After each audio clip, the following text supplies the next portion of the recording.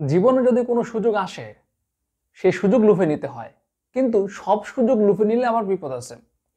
তামিম ইকবাল কিন্তু সেটা বুঝতে পারছে এবং সেই কাজটাই তামিম ইকবাল করেছে। এই কাজের কারণে তামিম ইকবাল কিন্তু সব জায়গা থেকে প্রশংসিত হচ্ছে। ইভেন হ্যাটার্সরাও তাকে ট্রল করার কোনো সুযোগ পাচ্ছে না। তামিমের সামনে সুযোগ ছিল চ্যাম্পিয়ন্স ট্রফিতে ব্যাক করার, এবং তামিম ইকবাল এই মুহূর্তে দারুণ ছন্দেও আছে, বিপিএল এ দারুণ ভালো পারফর্ম করছে। সবকিছু মিলিয়ে আসলে পরিস্থিতি তামিম ইকবালের অনুকূলে ছিল, তাই তামিম ইকবালের জন্য অপেক্ষা করছিল নির্বাচকরা।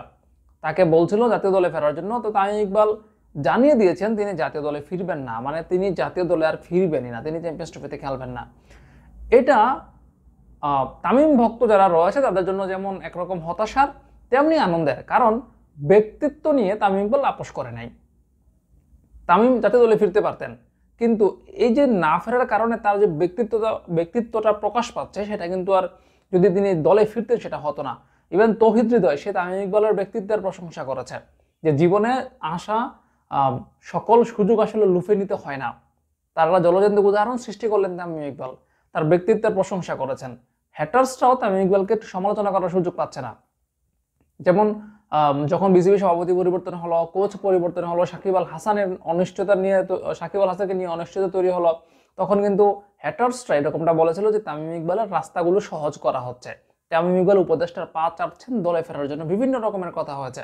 তবে এই যে ঘোষ একটা সিদ্ধান্ত তামিম ইকবাল নিলেন, একটা সিদ্ধান্তের মাধ্যমে সকল কিছুকে তিনি ভুল প্রমাণিত করলেন, মিথ্যা প্রমাণিত করলেন, বুঝিয়ে দিলেন তামিম ইকবাল নিজের ব্যক্তিত্ব নিয়ে কখনো আপোষ করে না।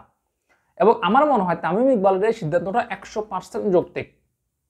তাকে জাতীয় দলে ডট বাবা বলা হতো, বিভিন্ন রকমের সমালোচনা তার সঙ্গী ছিল। এখন হয়তো তিনি ভালো করছেন, কিন্তু যদি দলে ফিরে আবার খারাপ করতেন তাহলে কিন্তু আবারও তাকে প্রচুর পরিমাণে সমালোচনার মুখোমুখি হতে হতো।